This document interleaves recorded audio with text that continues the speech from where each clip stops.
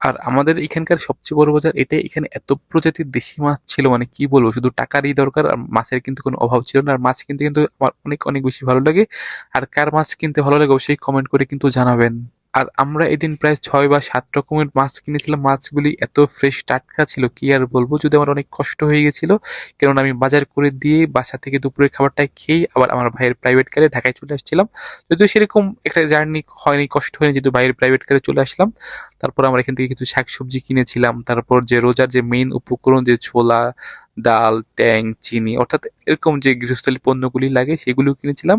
আবার আমি যার প্রাইভেট গাড়ি অর্থাৎ রাসেল ভাইয়ের গাড়িতে আসলাম, সেই ভাইটাও আমাদের কিছু উপহার দিয়েছিল রোজার যে বাজার। তো আসলে উপহার পেলে কিন্তু সবারই খুব বেশি ভালো লাগে, আমাদেরও অনেক বেশি ভালো লেগেছিল। তো ভাইকে অনেক বেশি ধন্যবাদ।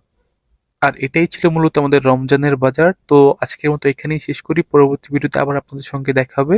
সে পর্যন্ত সবাই ভালো থাকুন, সুস্থ থাকুন, আল্লাহ হাফেজ সবাইকে। আসুন আমরা এই রমজানে সবাই সবার প্রতি একটু সহনশীল হই, তাহলে হয়তো সবার রমজানটা সমান কাটবে, তাহলে কোনো বৈষম্য থাকবে না। আর এটাই মূলত রমজানের প্রকৃত শিক্ষা, তাহলে এই রমজানের যে প্রকৃত মাধুর্য সেটা ফুটে উঠবে। তো সবার প্রতি একটা অনুরোধ থাকলো, আসুন আমরা সবাই সবার প্রতি একটু সদয় হয়ে উঠি।